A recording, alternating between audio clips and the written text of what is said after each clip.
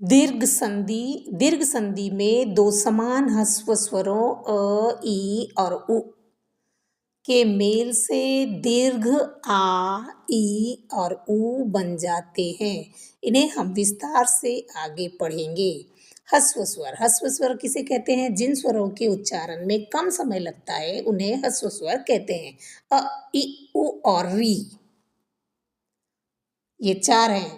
दीर्घ स्वर जिन स्वरों के उच्चारण में ह्रस्व स्वर से दो गुना समय लगता है उन्हें दीर्घ स्वर कहते हैं। ये है आ, ई, उ, ए, ओ और औ।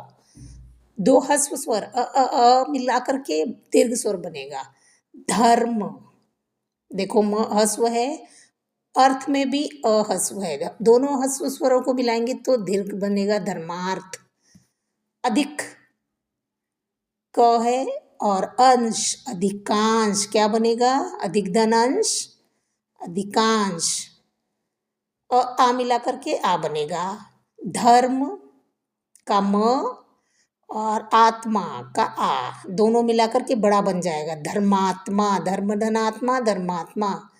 परम, म से माँ हो जाएगा, परम धनात्मा आनंद, क्या हो जाएगा? परमानंद। आ और अ मिलकर के दीर्घ आ बनता है। जैसे दीक्षा, दीक्षा का ये जो छा क्या हो जाएगा? छा ही रहेगा, दीक्षा अंत का दीक्षांत हो जाएगा।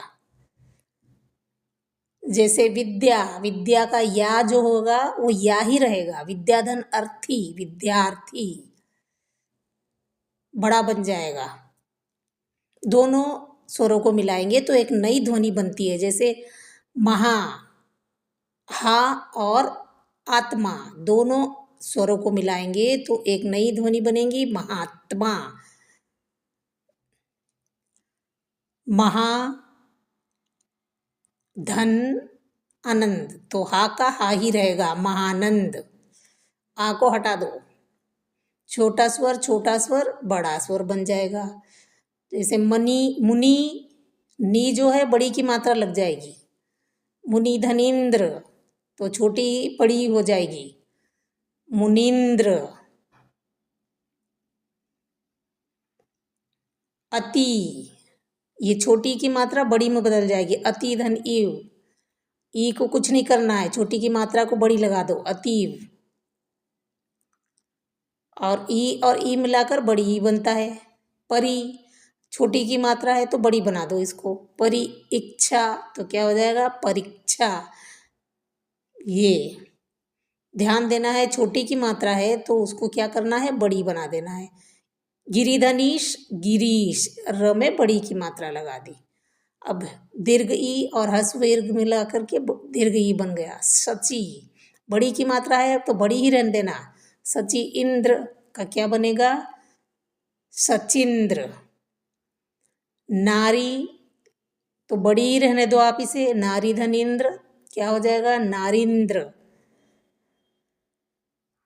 क्योंकि हमको बड़ी ई में ही दीर्घ ई बनाना है ना, तो दीर्घ ई के लिए हमको सती का त ही रहने देना है, बड़ी ई ही रहने देना है। सती धन ईश, तो क्या हो जाएगा? सतीश, बड़ी की मात्रा ही रहेगी।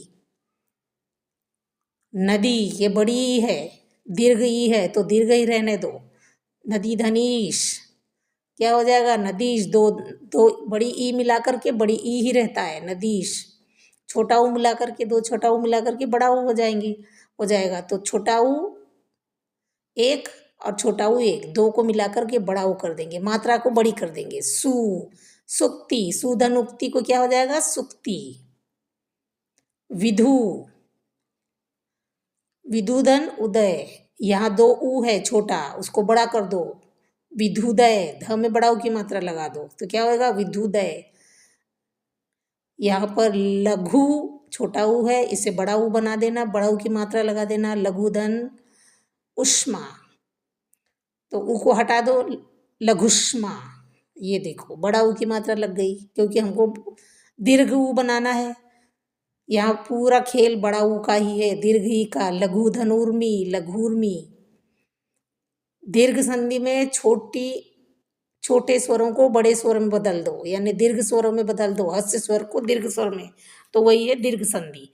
भू उत्सर्ग, तो क्या हो जाएगा भूत्सर्ग। ध्यान रखिए दीर्घ संधि में दीर्घ स्वरों को, ह्रस्व स्वरों को दीर्घ स्वर में बदल देते हैं। भूधन ऊर्जा, भूर्जा, भूधन उधर्व, भूधर्व। Like and subscribe.